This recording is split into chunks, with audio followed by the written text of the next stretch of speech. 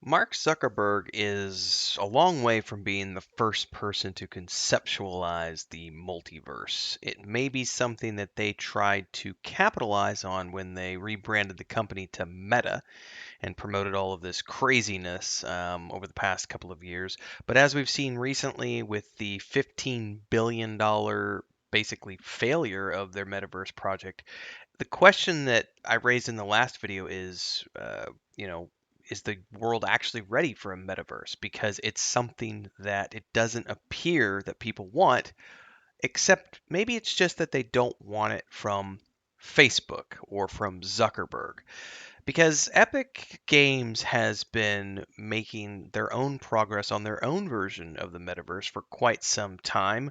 And this press release is a little bit older now from last year, but just last as early as last year, they raised $1 billion with $200 million more from Sony, and I'm pretty sure they did, and I don't remember exactly when it was, but I think it was earlier in 2022. They signed a new deal with Lego and some other companies to do even more investment into the metaverse.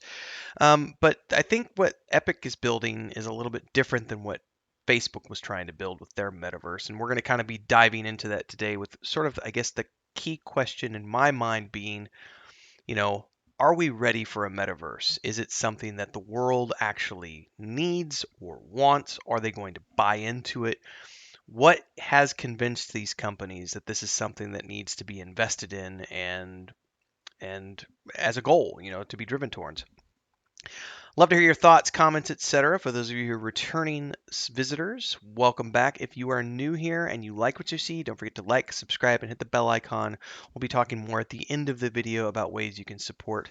But in the meantime, let's just dive into this because if you go to the wiki page, and I know some of you are going to be immediately cringing and going, how dare you use the wiki? Well, the wiki is a pretty valuable source these days with a lot of outbound links that you can go dig through. And it's a great sort of overview of different things without getting into the granular. And if you want to get down to the brass tacks and actually do fact checking, you don't necessarily want to use wiki, but it's a great way to look at a lot of the other projects that have been worked on over the years. So the metaverse, as Facebook was trying to define it, was sort of like Second Life. And for those of you who have been around for a while and who play video games like I do, Second Life was essentially a virtual world platform that came out in 2003, which has been described by many as the first metaverse, as it incorporated many aspects of social media into a persistent three-dimensional world where the user represented as an avatar.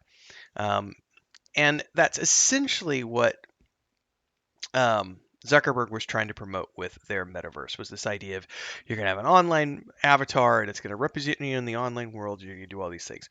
But people didn't seem to buy into it. However, I play MMORPGs on a regular basis, and at the core of every MMORPG is a metaverse, so to speak.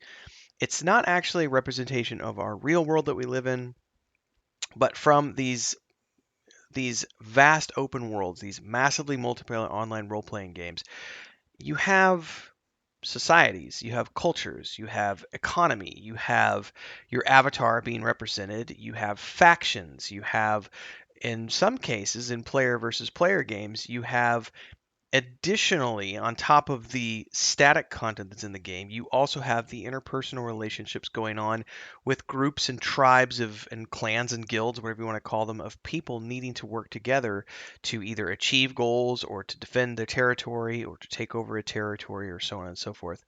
So in a way, the metaverse has already sort of been existing within these small bubbles for many, many years. Now, what is Epic Games working on, as opposed to what Zuckerberg was trying to work on? They're basically building a universe of virtual worlds that are all connected, like in the novels Snow Crash and Ready Player One, which is a little bit different, I think, than what Facebook was trying to do, because Facebook was trying to build a second life for people, this online world where you'd be, you know, have an avatar. And I know there were aspects of this to what Meta was working on, but I think Meta was focused way too much on having it be a second job as opposed to it being sort of a video game component. And where Epic Games and Unreal is sort of going towards is creating virtual worlds that are fantastical or science fictiony, but they're not necessarily meant to replace the world we live in, which I think is one of the reasons why when you look at, Zuckerberg's metaverse being sort of cast aside and not it wasn't interesting to people. Obviously, they spent $15 billion and saw nothing but failure. Meanwhile, on the other side of the table, you've got Epic Games, and they're continually, over the past few years, slowly bolstering and growing their metaverse projects with Sony and Lego and so on and so forth coming in and saying, "Yeah, we want to help you. We want to be a part of this. We want to see this grow into something interesting." Um, what they're building here, it says one of the keys to the metaverse for Epic is going to be making realistically animated digital humans, and two of Epic's leaders will speak on the topic. And this, they showed the UI. I want to say it was last year or earlier this year, and it's pretty amazing what Unreal can do in terms of virtual avatars now.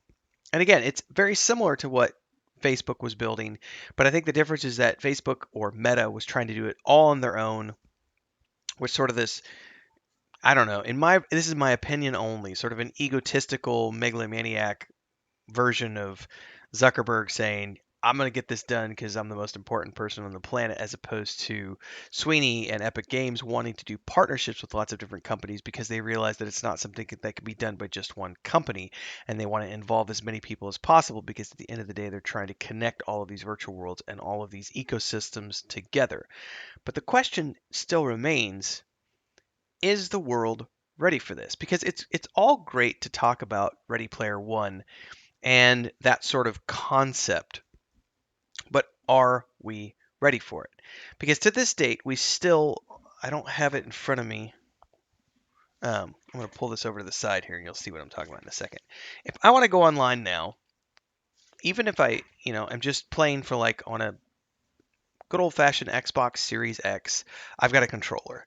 If I am going to go on the PlayStation, like the PS4, I got a controller, right? Now, I can get the Oculus and other VR platforms, and we have started to approach having virtual reality and being able to use augmented reality to sort of translocate us from just doing it on a 2D space into a 3D environment.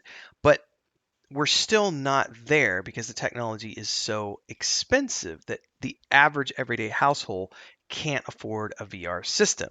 Not only that, but there aren't enough games out providing us with worlds to delve into in terms of a metaverse that would be truly immersive from a virtual world standpoint. That being said, many games exist in a 2D space which do provide us with amazing storytelling experiences that are transformative, emotional, entertaining. I'll give you a good example because as of this recording, I'm currently doing a playthrough of the most recent God of War game, Ragnarok. And I literally just wrapped up a stream before I recorded this video where I laughed, I cried, I cheered, and I cursed. It was a 3 hour stream, and there were lots of different things that happened. And I felt like I did a 3 hour story arc that felt like I just watched a massive film. And I was immersed in that world and in those characters for the 3 hours that I was there. But it is still very much in that sense, I'm playing another character, which is not the same thing as, say, controlling an avatar in Skyrim or going on to your favorite MMORPG where you are playing the avatar itself. And those are the types of environments that companies like Epic and Meta are trying to recreate as we push towards the future. Now, I'm all for this future. There's a great series of books by Tad Williams called Otherland, which is a 4 book series that I think it's a great explanation of. It's not as well known as the books mentioned earlier here, Ready Player One or Snow Crash, but it is a really good book series that is all about a series of virtual worlds that players can interact with and live in. And one of the main characters is a kid who has this degenerative disease, and he's basically going to die when he's very, very young. He's aging very quickly, and he's bedridden, a paraplegic, and yet in these game worlds, he is, I think Thorgar is his name, the mighty barbarian, like the best and most badass barbarian in these series of virtual worlds. And I think that's the aspect of the multiverse that has always appealed to me from an imaginative standpoint. But are we there yet? And more importantly, are people ready to buy into a metaverse like that? I still think the technology is a little too pricey, like I said, for most people to get their hands on.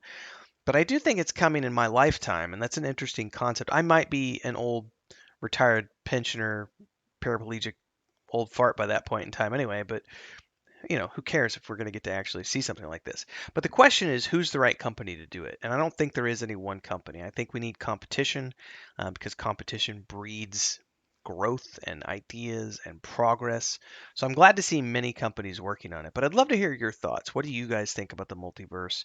What do you guys think about, MMORPGs and video games and how this plays into the whole idea of a second life in a multi-world virtual space? Let me hear your thoughts. If you've got to the end and you like what you saw here today, I really hope I've earned your subscription and hopefully I've also earned your support. It's super simple. On premieres like this, I'm here live with you guys, chatting away. You can ask questions and interact with me as you will, and you can drop super chats and stickers on these live chats. After the fact, you can do a super thanks down below after the video has already been uploaded. And we have 3 tiers of membership here on YouTube down there called the Adventurers Guild. And if you want to get into the fantastical world of the Weave and the Void, which is what I've built with my wife and my brother, and that's my day job outside of YouTube, you can head over to our Patreon page. There's a point and click adventure game, there's a 5th edition tabletop setting, there's a book series, and more. So hopefully we'll see you over in those places as well. We have a Discord channel. Check out all the links, and hopefully I'll see everybody later on today. We've got more videos coming out, or tomorrow at 6 a.m. because I do premieres every morning at 6 a.m. with various topics from Rings of Power, House of the Dragon, Wheel of Time, stuff like this and beyond. So until then, stay safe, everybody. Happy reading.